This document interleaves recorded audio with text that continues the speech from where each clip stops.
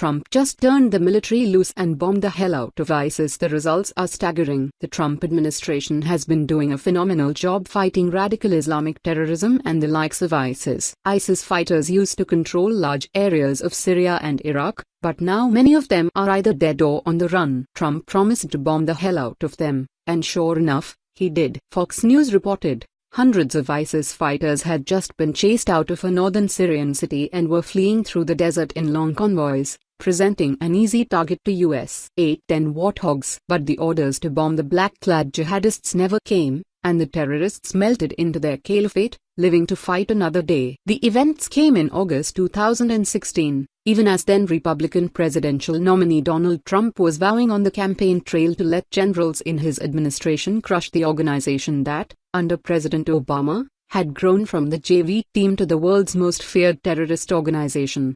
I will quickly and decisively bomb the hell out of ISIS, Trump, who would name legendary Marine Corps Gen. James Mattis as Secretary of Defense, promised. We will not have to listen to the politicians who are losing the war on terrorism.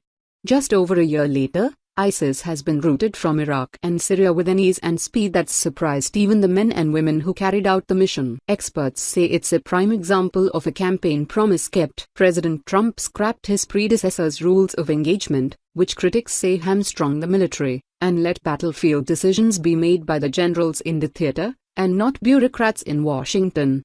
At its peak, ISIS held land in Iraq and Syria that equal the size of West Virginia, ruled over as many as 8 million people, controlled oil fields and refineries, agriculture, smuggling routes and vast arsenals. It ran a brutal, oppressive government, even printing its own currency. ISIS now controls less than 3% of the state of Iraq and less than 5% of Syria. The number is creeping lower and lower. Even their leader Abu Bakr al-Baghdadi is believed to be injured and holed up in some part of the border between Syria and Iraq. In addition to this, sects of ISIS are looking to regroup in the Philippines, Libya, and the Sinai Peninsula. Fox News also reported they are now living secretly among civilian populations in the region, in Europe and possibly in the US. These cells will likely present a terrorist threat for years. In addition, the terrorist organization is attempting to regroup in places such as the Philippines, Libya and the Sinai Peninsula. But the military's job, to take back the land ISIS claimed as its caliphate and liberate cities like Mosul, in Iraq,